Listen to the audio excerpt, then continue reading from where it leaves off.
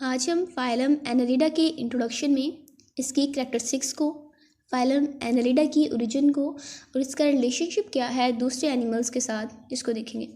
इसमें इस फाइलम के जो मेंबर्स हैं इनकी सिमेट्री बायलैटरल होती है।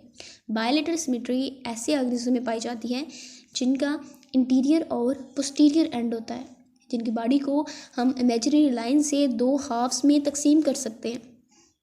इनकी बॉडी में रिंग लाइक सेगमेंट्स प्रेजेंट होते हैं, यानी इनकी बॉडी जो है सेगमेंटली डिवाइडेड होती है। इसीलिए इस फाइलम के मेंबर्स को सेगमेंटेड वर्म्स भी कहा जाता है। जैसे कि हम जानते हैं टू एवोल्यूशनरी ग्रुप्स हैं, प्रोटोस्टोम और ड्यूटरोस्टोम्स। फाइलम एनालिडा की जो कैरेक्टरिस्टिक्स हैं वो प्रोटोस्टोम्स की तरह की है।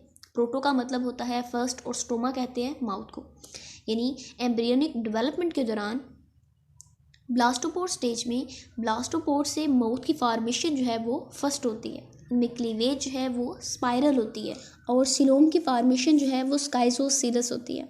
स्काइजोसीलस कहा जाता है, यानी सिलोम जो है वो मेसोडर्म सेल्स की स्प्लिटिंग से वजूद में आती है। मेसोडर्म जो है वो एंडोडर्म और एक्टोडर्म के दरमियान में लेयर पाई जाती है। इनका सर्कुलेटरी सिस्टम जो है वो क्लोज्ड होता है, जस्ट लाइक अ फाइलम मोलस्का की क्लास सेफलोपोडा। इनका नर्वस सिस्टम भी वेल डेवलप होता है। इनका जो एक्सक्रीटरी सिस्टम है वो मेटानेफ्रीडिया होता है ज़्यादातर, और बहुत का प्रोटोनेफ्रीडिया भी है।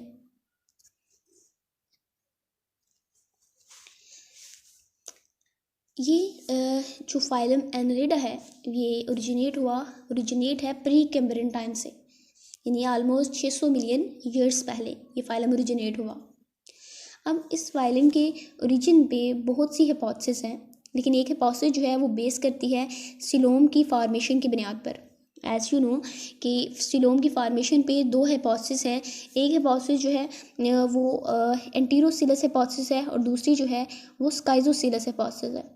जैसे आगे बात की, स्काइजोसिलस हाइपोथेसिस कहा जाता है कि सिलोम जो है वो मेसोडर्म सेल्स की स्प्लिटिंग से वजूद में आती है, लेकिन एंटीरोसिलस हाइपोथेसिस में कहा जाता है कि सिलोम जो है वो गट की आउटपैकिंग से वजूद में आती है। एंटीरो का मतलब ही गट होता है, तो गट की आउटपैकिंग से जो सिलोम वजूद में आती है उसे एंटीरोसिलस हाइपोथेसिस कहते हैं। इन दो हाइपोथेसिस की बुनियाद पर कहा जाता है कि जो फाइलम एनालिडा है वो इवॉल्व हुए। अगर तो ये स्काइजोसिलस हाइपोथेसिस है सिलोम का वो ये करेक्ट है, जैसे कि बहुत सारे जूलॉजिस्ट बिलीव करते हैं, तो देन एनालिड जो हैं ये इवॉल्व हुए हैं फ्लैट वर्म से। लेकिन अगर एंटीरोसिलस सिलोम हाइपोथेसिस जो है ये करेक्ट है तो देन एनालिड जो है ये इवॉल्व हुए हैं किसी डिप्लोब्लास्टिक एनिमल से। ये जो रिसेंट डिस्कवरी है लिबेटोसेरेब्रम वर्म की, ये सपोर्ट करता है एंटीरोसिलस ओरिजिन ऑफ हाइपोथेसिस को, क्योंकि लिबेटोसेरेब्रम की कुछ खसूसियात जो हैं ये एनालिड से मिलती हैं और कुछ खसूसियात फ्लैटवर्म से मिल रही हैं।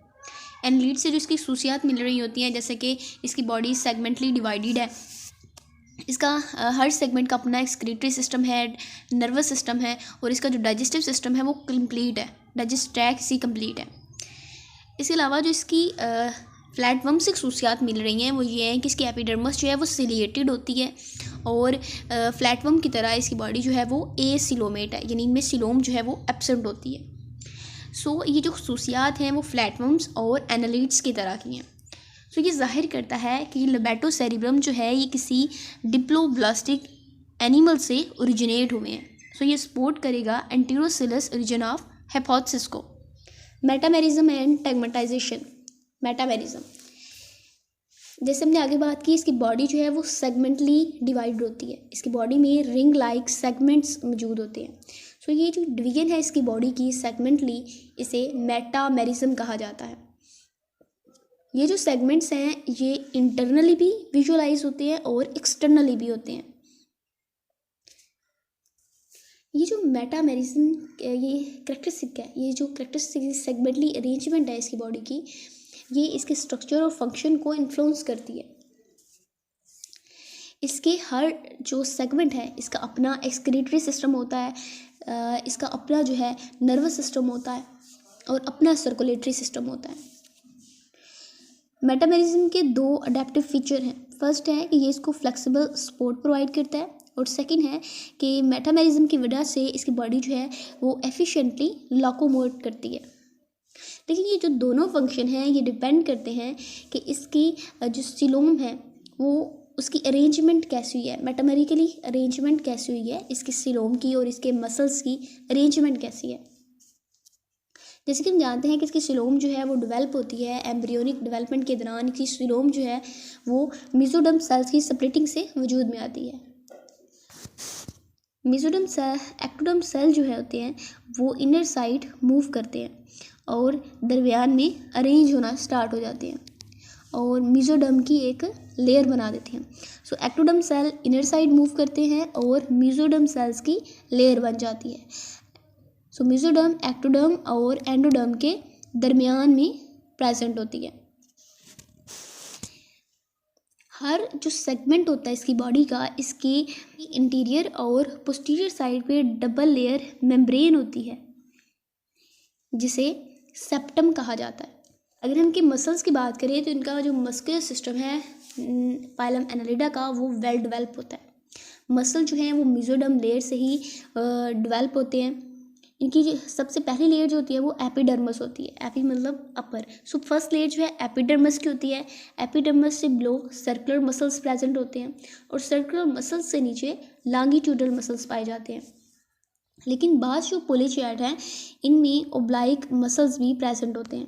ओब्लाइक मसल्स होते हैं ये थिन होते हैं, ब्रॉड होते हैं और थोड़े रेक्टेंगुलर शेप के होते हैं।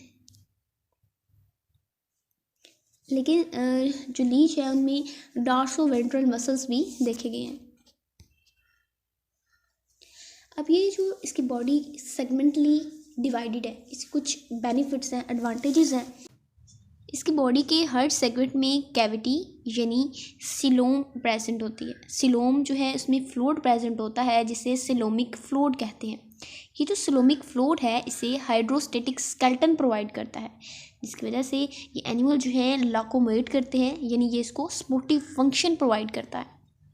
सेकंड एडवांटेजेस ये है कि ये इन सेगमेंट की वजह से ये इंजरी का जो इम्पैक्ट होता है वो लेस हो जाता है। यानी इनका अगर एक सेगमेंट जो है वो इंजर हो जाए तो उसका जो एडजेसेंट सेगमेंट होता है वो इंजर्ड सेगमेंट से सेपरेट हो जाता है सेप्टा की मदद से, और एनिमल जो है वो सर्वाइव रहता है।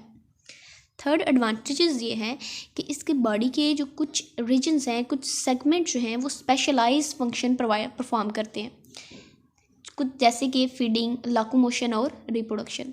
ये जो स्पेशलाइज फंक्शन परफॉर्म करना है किसी ख़ास बॉडी के सेगमेंट्स का, इसे टेगमेंटाइजेशन कहते हैं। टेगमेंटाइजेशन ये जो प्रॉपर्टी है ये बेस्ट डेवलप होती है आर्थ्रोपोड्स के अंदर।